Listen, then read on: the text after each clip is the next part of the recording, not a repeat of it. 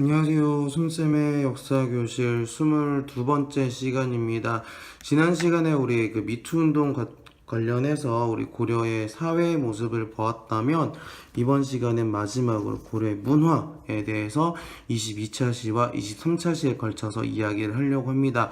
오늘은 중점적으로 봐야 될 것이 바로 이 유교와 불교, 이 학문과 관련된 이야기를 하고자 합니다. 그래서 오늘의 해시태그로는 성리학, 그리고 역사서인 삼국사기와 삼국유사를 볼 거고요. 불교에서는 의창과 진울에 대해서 이야기를 한번 해보도록 하겠습니다. 한번 들어가 볼까요? 자, 처음에 이제 유학입니다. 유학은요, 고려 초기의 모습과 중기의 모습과 그리고 후기에 있었던 성리학에 대한 이야기를 중심으로 갑니다. 초기엔 어땠고 중기엔 어땠고 성리학 수용된 이후엔 어땠구나 라는 것을 한번 정리해 봅시다. 자, 고려 초기에는 일단은 나라의 기틀을 쌓아야 되기 때문에 정치 이념으로서의 유교가 확립이 됩니다. 그래서 태조 때는 신라의 뭐 출신? 그렇죠. 육두품 출신의 유학자가 활약을 하면서 학교를 많이 만들었어요. 그리고 광종 때는 이런 유교적인 실력을 보고 뽑을 수 있는, 그렇죠, 과거제를 실시를 했습니다. 성종은 그리고 이제 학교를 만들죠. 학교 뭐예요? 국자감과 그리고 지방에는 향교라는 학교를 설립합니다. 자, 그리고 성종 때 등장했던 유학자, 그렇죠? 여기 딱 힌트 나와 있네요. 시무 28조 가지고 나온, 그렇죠, 최승로가 주체적으로 국가 건설을 하자라고 되어 있습니다. 그렇기 때문에 초기에는 유교를 확립하는 확립기였다. 그렇기 때문에 태조, 광종, 성종 이렇게 활동했었다라고 정리를 해주시면 좋겠습니다. 중기 때 들어오고 나서는요, 중기 때는 문벌 귀족이 중요시 됐죠. 이들이 나라를 이끌어가는 사람들이었습니다. 그러다 보니까 문벌 귀족은 조금 변화하는 것보다는 지키려고 하는 이런 보수화 성향이 있었습니다. 네, 그렇죠. 그래서 대표적인 인물로는 김부식이라는 사람이 있었죠. 김부식은 우리 뭐가 있었죠? 뭐가 관련돼 있죠? 그렇죠. 묘창과 관련돼 있습니다. 묘창과 관련돼 있는 사람, 묘창과 반대편에 있었던 사람이었다는 거 기억해 주시고요. 또 하나 인물이 나오는데 바로 최충입니다. 최충이요, 그 귀족 정치를 강조를 하면서 정치를 하다가 정치에서 나오고 나서 이제 후학을 양성하기 위해서 구제 학당이라는 일종의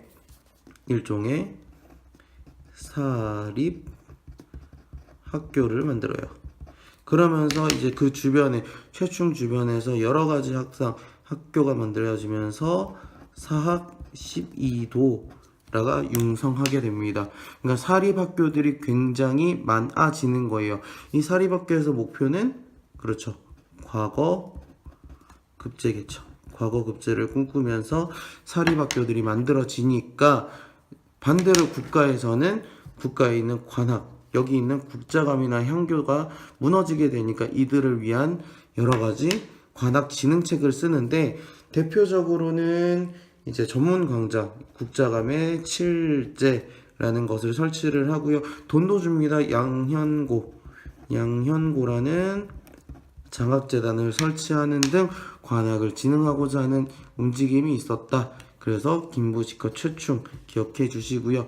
그러면서 이제 무신정변이 일어나고 검문세족이 판을 치면서 원나라에서 성리학이라는 것이 들어오게 됩니다. 단순히 이전의 성리학, 조금 비교를 하자면, 참고해서 예전의 유학은 경전을 해석하는 것을 중심으로, 해석을 중요시 했다면, 성리학에 들어와서는 인간을 봅니다. 인간의 심성, 그리고 또는 우주의 원리를 철학적으로 탐구하는 새로운 유학이 등장하게 되는 거예요. 그러면서 이제 전래는 안향이라는 사람이, 아이고, 안향이라는 사람에 의해서 소개가 되면서 이재현, 이색, 정몽주 등의 신진사대부까지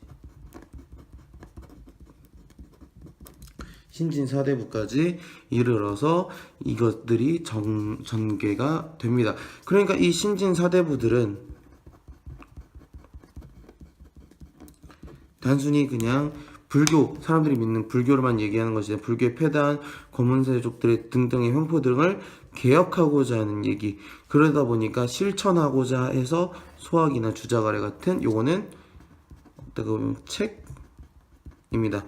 책을 보급해서 실천하게 하자라고 이야기를 했다는 겁니다. 어느 정도 이해되시나요? 그냥 초기에 확립하고 중기에 보수화됐다가 후기에 들어와서 성리학이 들어오게 된다. 그래서 이 나중에 이 성리학, 신진사대부가 갖고 있는 이 성리학이 조선을 다루는 기틀이 되는 사상이 되게 됩니다. 이제 마지막 이제 첫 번째 카테고리 마지막인 역사서에 대해서 보도록 합시다. 역사책 드디어 이제 기록이 나옵니다. 어디에 대한 기록? 그래서 고대 국가에 대한 기록이 등장하기 시작해요. 대표적인 책이 바로 김부식의 삼국사기, 그리고 일연의 삼국유사가 있었다 정도만 기억해 주시면 좋겠고요. 이전에 있었던 중기까지는 조금 다르다면 무신집권기 이후에는 조금 자주의식이 중요하게 된다. 그래서 여기서 유교적으로 보지만 여기는 전통 문화를 좀 보려고 한다. 이런 차이점이 있구나 정도만 기억해 주시면 좋겠습니다. 그래서 교과서 뭐 삼국사기와 삼국유사의 차이점 이런 것들 나오는데 이런 것들은 그냥 여러분 교과서를 통해서만. 예. 그리고 여기서 일연의 삼국유사와 재홍기 같은 경우에는 특징이 있죠. 그렇죠. 단군에 대한 이야기가 나온다는 거 정도 기억해 주시면 좋겠습니다. 이제 이렇게 유학을 정도 정리를 하고요. 이제 불교에 대해서 한번 살펴보도록 할게요. 불교 같은 경우에는 우리 그 선생님이 이야기를 했던 게 불교에는 선생님이 교종과 그리고 선종이 있다라고 얘기했습니다. 그래서 이 고려에서는 이 둘을 통합하고자 하는 움직임이 여러 가지 등장했다 보시면 되겠습니다. 자, 불교 정책 같은 경우에는 광종 때 과거제를 실시하면서 국사나 왕사제도를 실시함으로써 어떻게 보면 사가 스승이에요. 스승. 그래서 왕의 스승, 나라의 스승. 그래서 불교를 중요시했다라고 보시면 되겠습니다. 자, 그리고 나서 이제 의천이라는 이건 고려 중기 사람인데요. 의천이 선종과 교종을 통합하려고 합니다. 그래서 화엄종이라는, 그렇죠, 우리 의상이 만들었던 화엄종을 중심으로 교정을 정리를 하고요. 그러면서 천태종을 창시를 합니다. 천태종. 이거는 조금 빨간 줄로 밑줄 그어놓을게요. 그래서 교관겸수를 제창을 합니다. 교관겸수라고 하는 거는요, 교와 관을 함께 수행해야 된다. 함께 수행해야 된다라고 얘기를 하는데요. 교는 교종, 그리고 관은 선종을 이야기를 함으로써 요거는 교종을 중심으로 선종을 통합하고자 하는 움직임이었다 정도로 여러분이 간단하게 기억을 해주면 좋겠습니다. 아시겠죠? 의천은 통합을 합니다. 통합을 하는데 뭐 중심으로? 교종을 중심으로 했다는 거 기억해 주시면 좋겠고요. 근데 의천 사후에 제대로 통합이 되지가 않아요. 그러다 보니까 이제 신앙 결사운동, 그러니까 외형적으로 발전만 하니까 이게 문제가 된다. 그렇기 때문에 이때 등장했던 인물이 있었으니 바로 이게 진룰이라는 겁니다. 진룰이 수행 방법으로요, 돈오 점수와 그 다음에 정해 쌍수를 이야기를 하는데요. 돈오 점수는 돈오를 통해서 점수한다라는 이야기인데요. 조금만 더 자세하게 설명을 하면은요. 교과서입니다. 교과서를 한번 보도록 할게요. 자, 이게 나오죠? 자, 마음이 곧 부처이면 단번에 깨닫고 깨우치되 꾸준히 수행한다. 그래서 깨우치는 도노와 수행을 하는 점수를 같이 해야 온전한 경제에 이를 수 있다는 주장이고요. 정해 쌍수는요, 집중하는 선정과 그 다음에 분별작용을 없애는 지혜를 함께 닦아야 한다. 말 그대로 그냥 단순히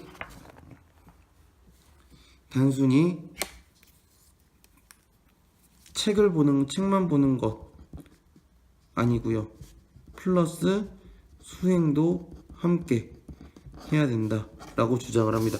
그래서 여기 보면 선교일치사상이라고 되어 있는데, 즉 진울이 주장하는 거는 의천과는 반대로 일단은 선종을 중심으로 교종을 통합하고자 했다 하는 특징이 있습니다.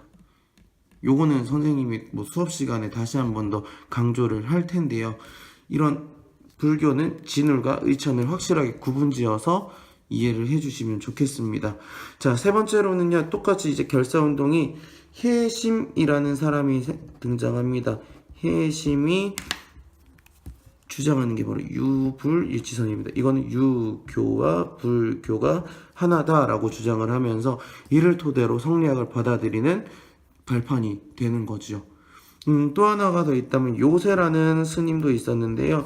요세는 백년결사, 여기 진울은 수선사 결사, 요게 조금 다르다는 거 구분만 지어주면 좋겠습니다. 하지만 이런 진울, 해심, 요세 또는 의천의 노력에도 불구하고 고려 말에는 이들이 권문세족과 연결이 되면서 권문세족이 등장하게 되면서